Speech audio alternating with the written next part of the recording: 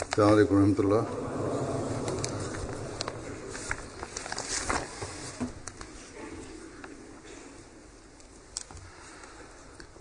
أشهد أن لا إله إلا الله وحده لا شريك له وأشهد أن محمدا عبده ورسوله أما بعد فأعوذ بالله من الشيطان الرجيم بسم الله الرحمن الرحيم الحمد لله رب العالمين الرحمن الرحيم مالك يوم الدين إياك نعبد وإياك نستعين اهدنا الصراط المستقيم صراط الذين أنعمت عليهم غير المغضوب عليهم ولا الضالين.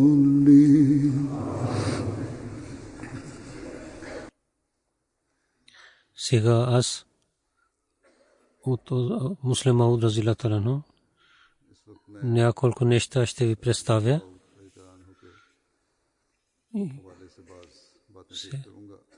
Всяка статия е индивидуална статия и има посъвет за нас. Няколко неща са от обещания Масия алейхиссалату вассалам, той е разказал.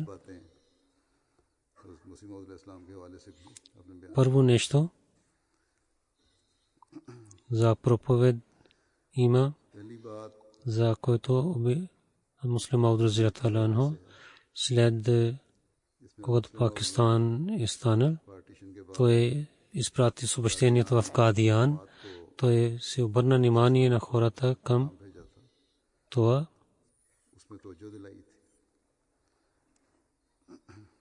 че вашата работа е, че проповядвайте и много трябва да струдете за това. Наистина Бог е с откровение каза на обещания Масия алейхиссалату вассалам, че аз ще разпространявам твоя проповед до кътчета на света, и каза, че Бог на твоето име на този ден, когато света ще свърши, ще представи пред света с уважение и твоя проповед ще пристигне до кътчета на света. Бог на обещания Масия алейхиссалату вассалам, неговия проповед и неговото съобщение и неговото име и обещал, че ще пристигне до кътчета на света. И тази работа, както той обещал, и той върши тази работа и в бъдеще иншалла ще върши. Но с това обещание Масия алейхиссалату вассалам на членовете на джамата, той се обърна внимание за проповед, че от моите книги да четете ги и вземете знание и проповядвайте, както последователите на пророк саллаллаху алейхи ва саллям проповядвали, и с обещанията на Бога. Ако искаме да участваме, трябва да трудим.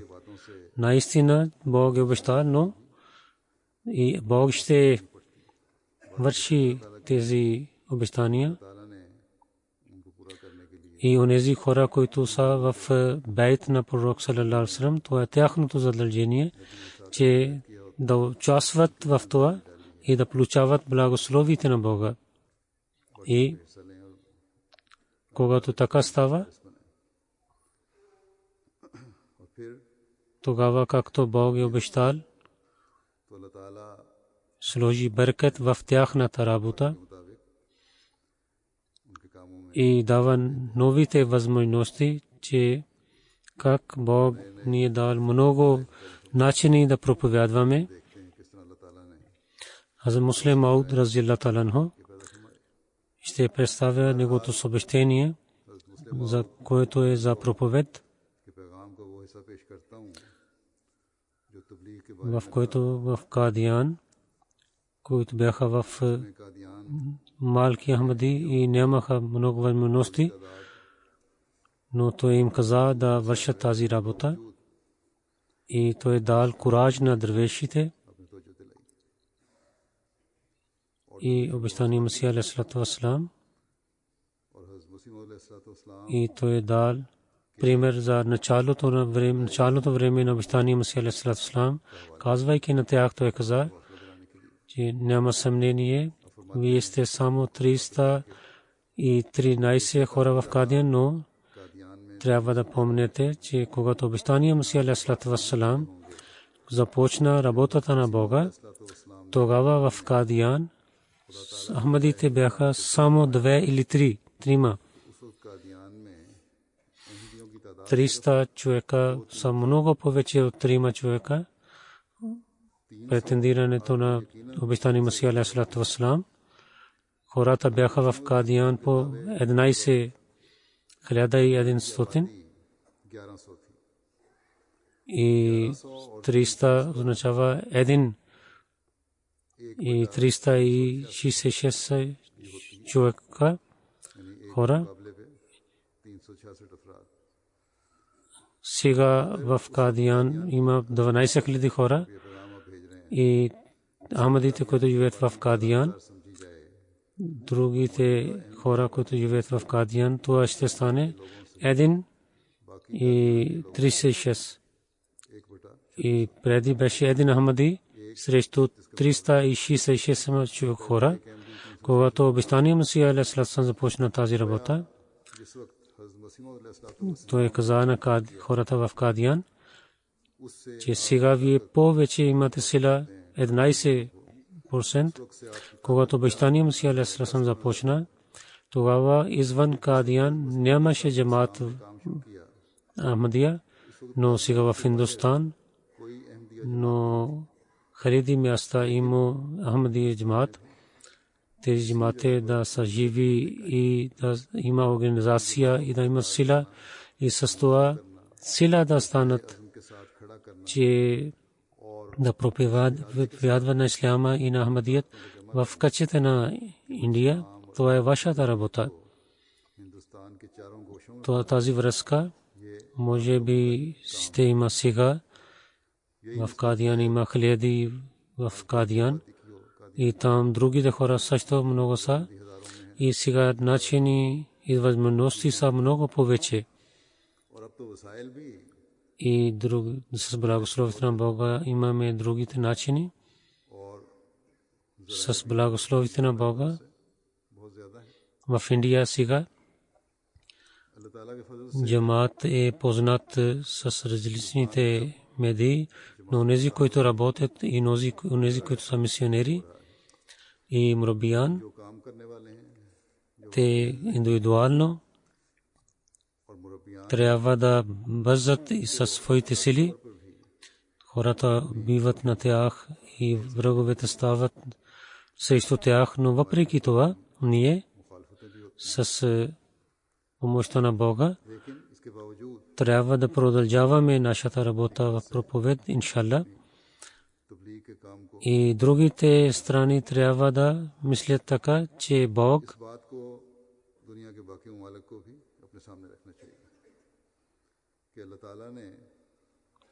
за проповед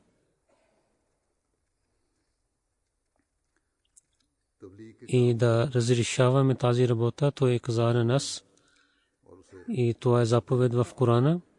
Обещания Масия алейхиссалату вассалам също каза, пророк саллаллаху алейхи ва саллям, на него Бог е дал същия заповед, но ние за това И трябва да планираме с много добър начин и на всяко място, че тази работа да разрешаваме и с проповед. И трябва да помагаме на тези хора, които правейки бейт стават членове на джамата. Някъде има проповед, хората стават Ахмади, но след това няма връзка с тях. И така много хора изчезват, новите. В Индия много хора от селовете, бедните хора стават Ахмади, но когато противниците стават против, и тогава, които имат слаба вяра и страхувайки, те показват слабостта. И ако там, които работят от нас, организацията, както те планират за проповед и с благословието на Бога много хубава работа вършат. И Назарат Ислам Шад, там има една част Нурул Ислам, те с различните начини, с преса и вестниците проповядват. И така и в Дждид има, чрез тях става тази работа. Те на такива места, където враговете, пристигайки, дават вреда на новите Ахмади, отивайки там,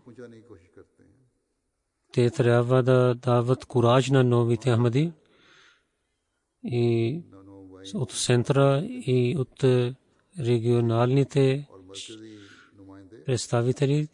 Те трябва да пригастам, че ако в малко село има някаква болка на някои Ахмади, те трябва да помагат на тях, така и в Африка Ахмади.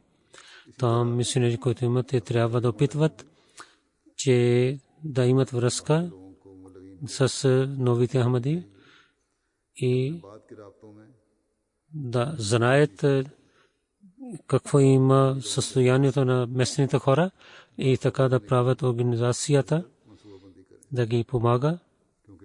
И в проповед и в Дарес казах, че враговете на Ахмадия джамаат, те пристигат много бързо там, че как ние на тях отклоняваме от Ахмадия джамаат.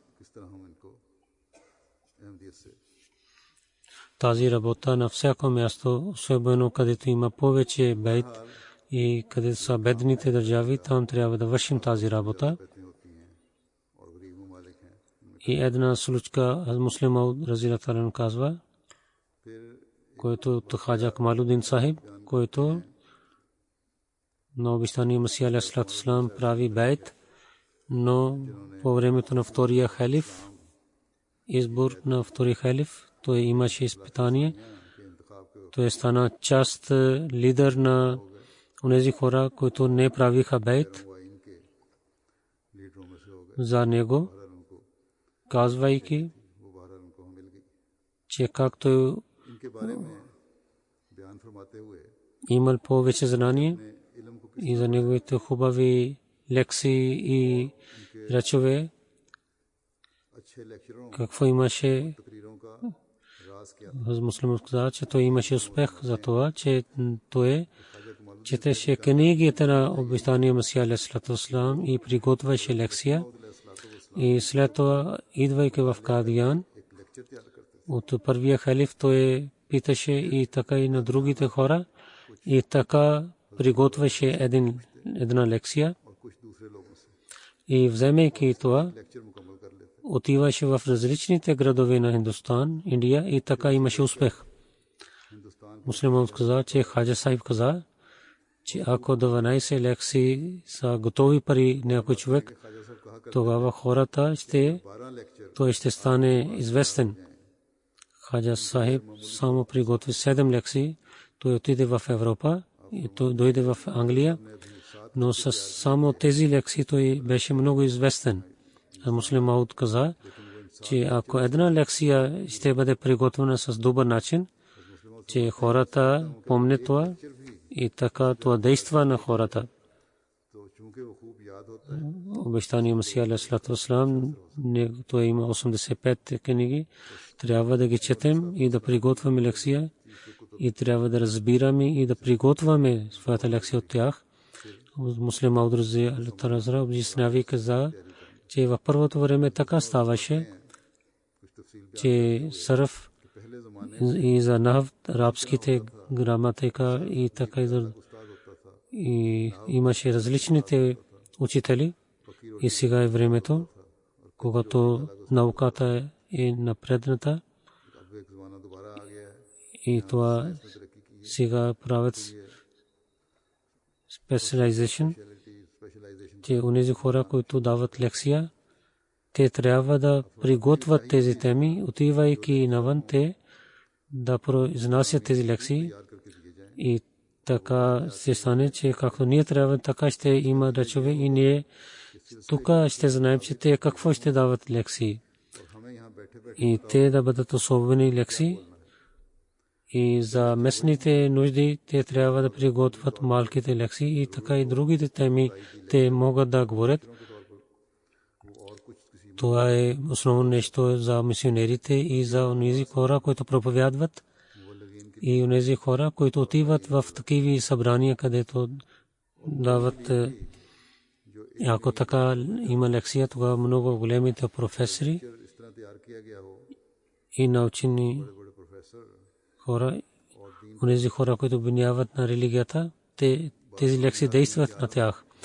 Предишния ден тук имаше една програма от шоба проповед и от Израил, много големите евреи професори. Той е написан много книги. Там участвал нашия един мисионер. Той е дал много хубава лекция. Професор Сайб каза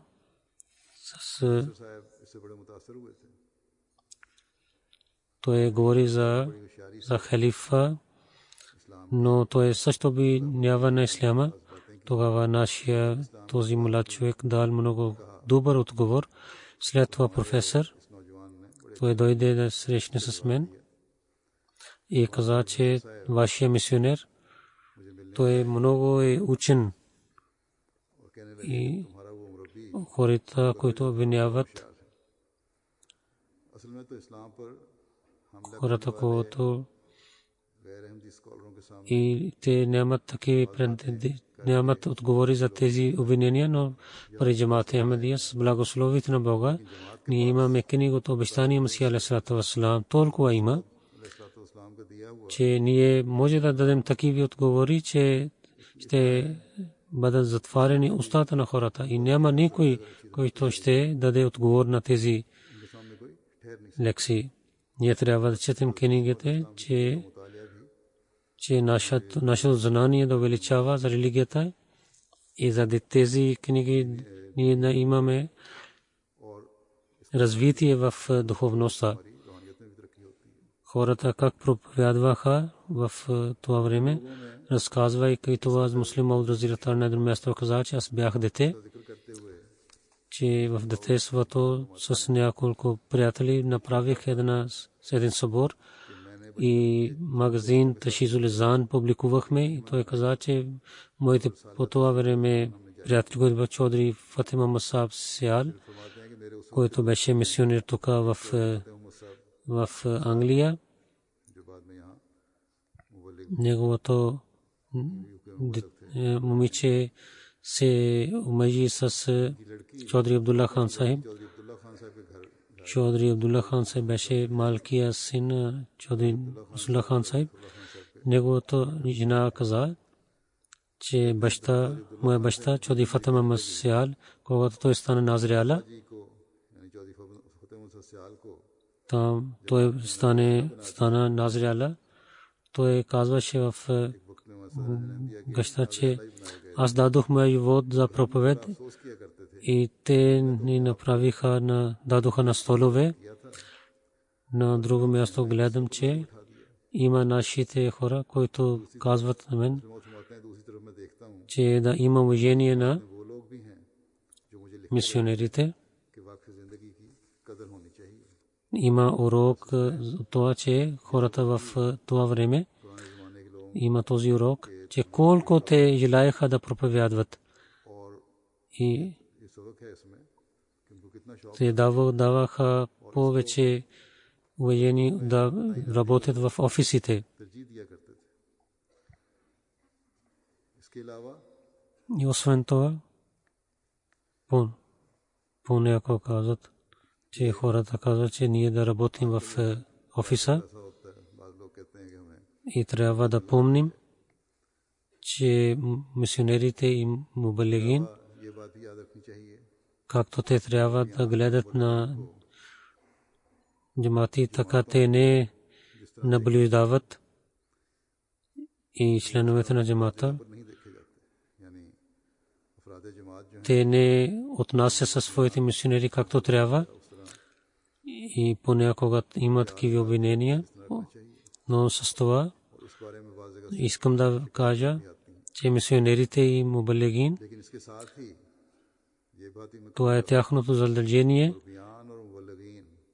и дава задължение на тях, че те в джамати да имат уважение с знанието и с духовността, да опитват да имат високо място, че никой човек да обвинява на тях с никакъв начин и няма да има кураж да им казва нещо. Някъде организациите за мисионерите казват неправилните неща,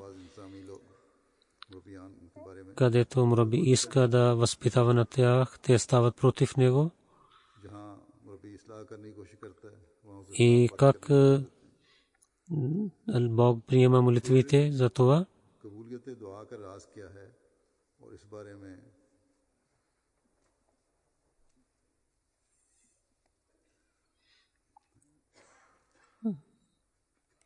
За знанието на това той каза,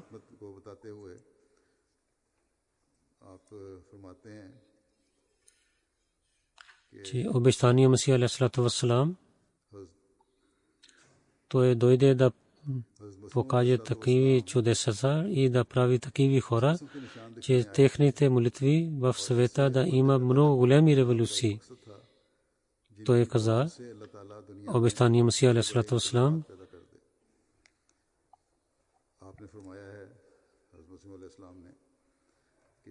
това означава, че всичките хора, които не правиха, това ще стане само с една молитва.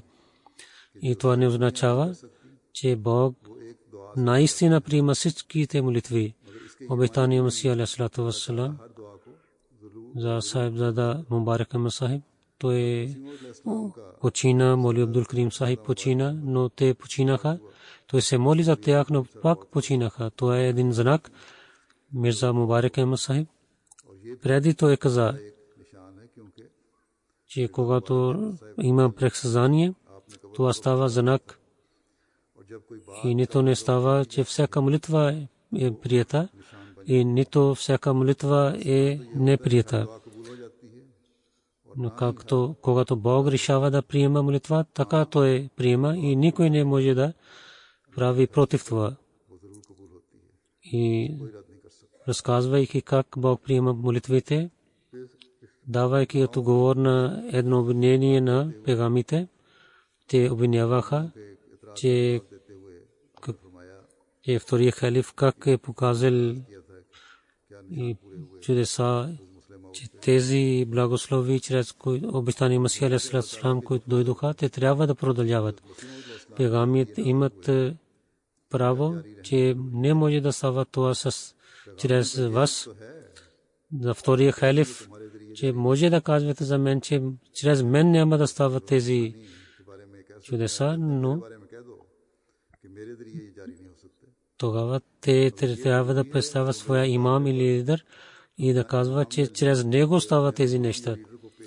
И наистина, ако Бог ще даде прексъзнание чрез него и ще приема неговите молитви, тогава ние ще разберем, че ние не сме на право място, че ние грешихме, но обещания Масих алейхиссалату вассалам истинския човек. Да не обвинявате така, че да казвате, че обещания Масих алейхиссалату вассалам не е истинския човек. На друго място казвате, че той е изпратен от Бога, той беше муджадид, че той беше истинския човек и Бог приел неговите молитви.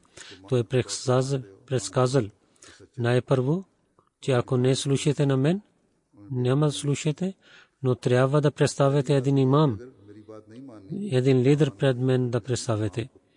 И трябва да дадете, да бъдете свидетел, че неговите молитви са прияти. Ако така ще кажете, че неговите молитви са прияти, тогава ние няма да обвиняваме. Но ако вие ще кажете, че няма тези, нямаме такива занаси, тогава вие ще говорите срещу обещания Масих алейхиссалату вассалам. Муслимът каза, че те затварят вратата и не искат да слушат, не искат да казват правилно. И има малки примери и разкази от обещания Масих алейхиссалату вассалам, които той разказал. Една жена невалидна беше. Една обещания Масих алейхиссалам разказваше една жена невалидна, някой питал на нея, че искаш ли да стават правилно или другите хора да станат като теб, както хората имат инат. И тя отговорила, много време мина, аз така станах невалидна и хората подиграваха с мен и това няма да стане правилно и така ще стане. Сега стара съм и много хубаво ще стане всичките хора да станат като мен невалидни и така аз да подигравам с тях. Той каза, че има и такива хора, които имат инат. Те не искат, че тяхната болка да изчезне, те искат, че другите хора да имат болка. И такива хора всеки трябва да се моли да Бог ни пази от такива хора и така да се молим, че ние да не станем от такива хора, които вършат такива работи. И има пример за един сляп, разказвайки каза, че обещания Масих алейхиссалату вассалам разказал, че беше един сляп, през нощта говореше с някой друг и там спеше един друг човек. Той каза, Хафиз джи, трябва да спиете. Хафиз сайб каза, и как да спиеме? И ще мълчим. Това означаваше, че сона означава, спане означава, че няма да говоря. Моите очи нямат светлина и така само ще мълча.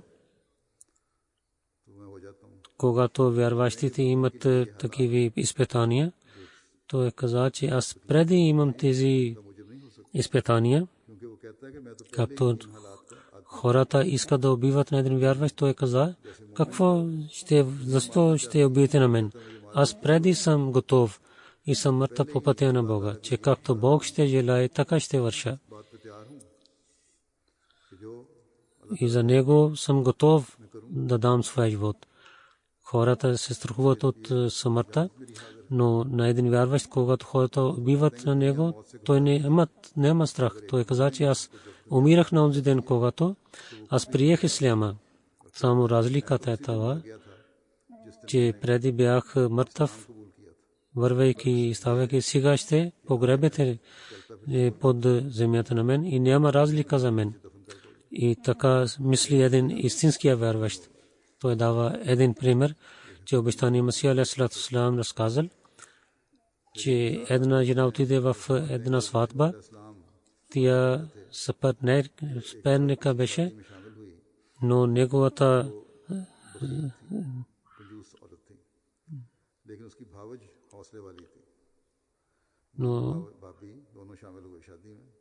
булка беше много сила и тя харчеше. тя дала една рупия на него, но него роднина даде 20 рупии. Когато се върна, някой питал сперника, че ти какво си харчил на сватбата. Тя каза, че аз и моята роднина дадохме 21 рупии. Те няколко тези примери дават, че хората, някои хора в няколко джамати, те дават много големи пари по пътя на Бога. И джамати казват, че те така харчат. Те казват, както тази жена каза, че аз и моята роднина дадохме 21 рупии.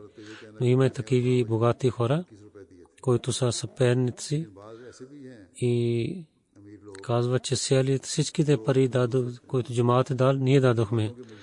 И така разказват на другите, че нашия джамаат е правилно това. Така показва, че те дадоха повече пари, но бедните дадоха повече чанда от тях. Един път през играта не дадоха уважение на религията, не дадоха уважение на традициите на джамата, предупреждавайки каза на тях, че това е позволено да играете. Пророк саллаллаху алейхи ва саллям също играеше и така и обещания Месия алейхи салату ва салам също разказваше хубави неща. Ние също казваме, че ние 100 пъти правим такива неща, но със своите деца и със своите жени и с близките не така, че да унижаваме на някой. И ако така става, така не трябва да, ако говорим с тази дума, в който има унижение на някой човек, тогава правим истигфар, искаме прошка от Бога. Всеки трябва да върши тази работа. Ако той така подиграва на другите и ако унижава на някой и те мислят, че ние направихме грешка, тогава трябва да рецитират истигфар. Давайки пример на един игра, хората играеха. Аз позволявам игрите, хората да смеят и да играят, то е позволено. Наистина да вършите така в играта, игравайки игра, то е позволено, но ако ще играете с брадичката на баща, това не е позволено. Че така да давате унижение на своя баща, това не е позволено. Дайте място на Бога, дайте място на футбол и така дайте място на прекъсванията. Няколко така говориха. Те подиграваха за прекъсванията, те дадоха, разказаха за прекъсванията. Ако искате да игрите, отивайте в Лахор и участвайте там, където поетите говорят. Има събори, където подиграват поетите с един на друг. Там да участвате и искате да игравате в другите градове, отивайте. Ако отивайки в Лахор, ще върши така. Хората, които са от Кадиян и Рава и където има система за игрите, ако така ще вършите, те хората ще казват, че лахорите така вършиха. Няма да казват, че ахмедите направиха. Но ако тук ще вършите 1-10, хората ще казват, че ахмедите така правят.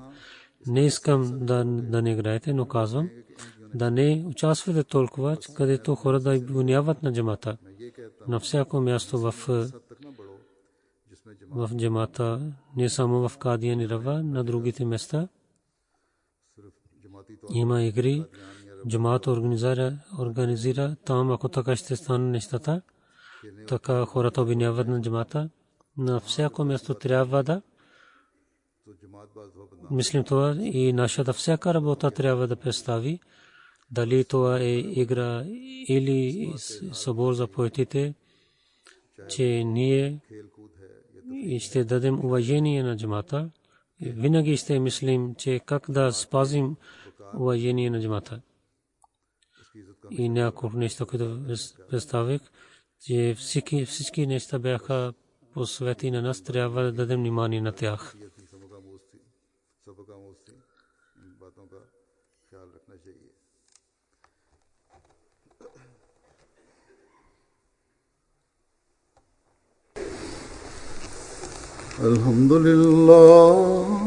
الحمد لله نحمده ونستعينه ونستغفره ونؤمن به ونتوكل عليه ونعوذ بالله من شرور أنفسنا ومن سيئات أعمالنا من يهده الله فلا مضل له ومن يضلل فلا هادي له ونشهد أن لا إله إلا الله ونشهد أن محمدا عبده ورسوله عباد الله رحمكم الله إن الله يأمر بالعدل والإحسان